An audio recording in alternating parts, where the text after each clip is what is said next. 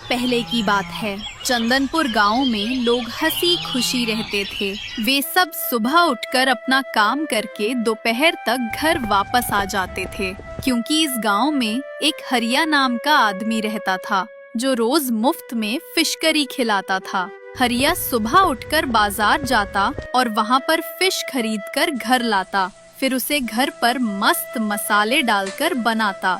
Fish curry तैयार होने के बाद हरिया ठेले को गांव के चौपाल के सामने लगा देता है। लोग आते और फ्री का फिश करी खाकर चले जाते हैं। रोज की तरह आज हरिया के पास उनका पहला ग्राहक पप्पू काका आते हैं। अरे बेटा हरिया, मैं सोच सोच कर परेशान हो गया हूँ कि तू मुफ्त में फिश करी क्यों खिला रहा है और कब तक खिलाएगा। भला तेरे पास इतना पैसा आया कहाँ से?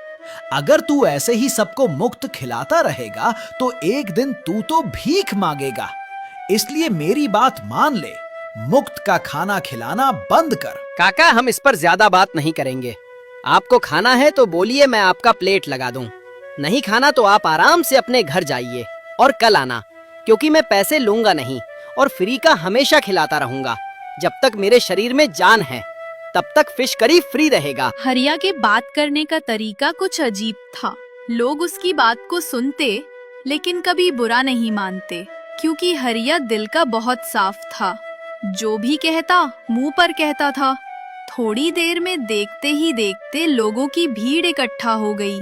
सब फिश करी को खा रहे होते हैं, तभी दूर खड़ा मदन सोच रहा होता है, हरिया कितना पागल है। रोज कितने का नुकसान होता है इसका। अगर ये पैसे लेता तो गांव का सबसे बड़ा आदमी बन जाता। अगर मैं इससे पूछूं, अगर इसने मुझे फिश करी बनाने का विधि बता दिया तब तो मेरी चांदी ही चांदी है। अब चलकर बात करूं उससे। इतना सोचकर मदन हरिया के पास जाता है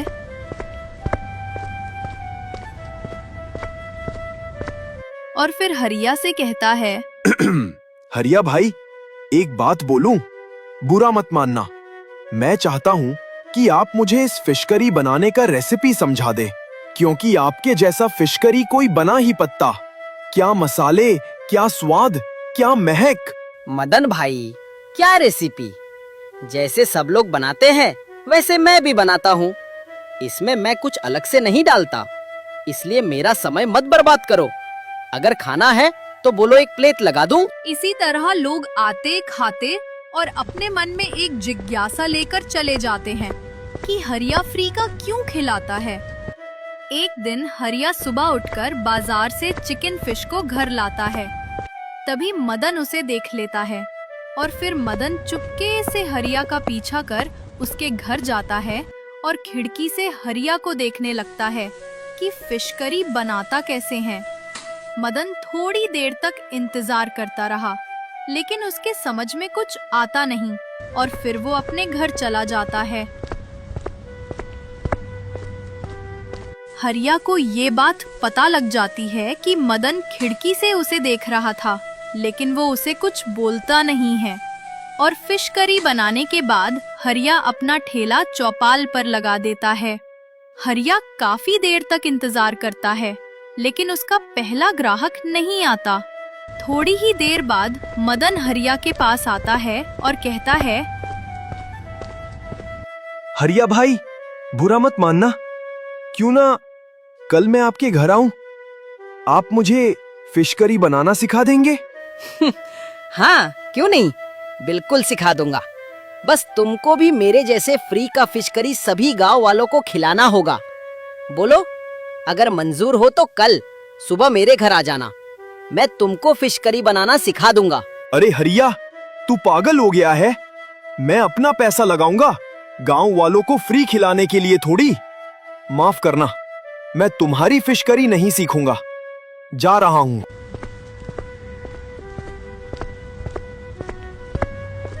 मदन के जाते ही गांव के लोग वहां पर आते हैं और फिर रोज की तरह फ्री का फिश करी खाते हैं। गांव वाले खा ही रहे होते हैं कि तभी दूसरे गांव का एक आदमी हरिया के ठेले के पास आता है। क्यों भाई, फ्री में फिश करी खिलाने वाला ठेला यही है क्या? क्योंकि मैंने सुना था कि इस गांव में एक आदमी है जो मुफ्त में फिश करी खिलाया है। क्या ये बात सच है? हाँ बिल्कुल, आप सही जगह है। मैं ही हूँ जो गांव वालों को फ्री में फिश करी खिलाता हूँ। अगर आपको खाना है तो बताइए, मैं अभी आपके लिए 1 प्लेट फिश करी लगा देता हूँ। नहीं नहीं, मुझे माफ करना। मैं इतना लालची नहीं हूं कि मुफ्त में सड़ा गला फिश करी खाऊं। गांव वाले पागल हैं, इन्हें कुछ भी दे दो खा लेंगे। जरा सोचो, कोई मुफ्त में क्यों खिलाएगा? अगर तुम इसे खाकर बीमार पड़ गए तो इसका जिम्मेदार कौन होगा? कभी सोचा है तुम्हारे बच्चों का क्या होगा? नहीं नहीं, आप गलत सोच रहे हैं। हमारे यहाँ ऐसा नहीं होता। मैं रोज बाजार से ताजी मछलियाँ लेकर आता हूँ, फिर उन्हें अच्छे से घर में धोकर बनाता हूँ। मैं वादा कर सकता हूँ कि मेरी फिश करी खाने से कोई बीमार नहीं पड़ सकता। अरे मैंने बहुत देखे तुम्हारे जैसे। तू गांव वालों को खिलाकर मारना चाहता है।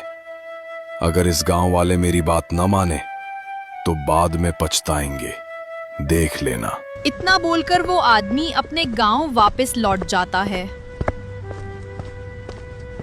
और इधर गांव वाले फिश करी खा खाकर अपने घर जाते हैं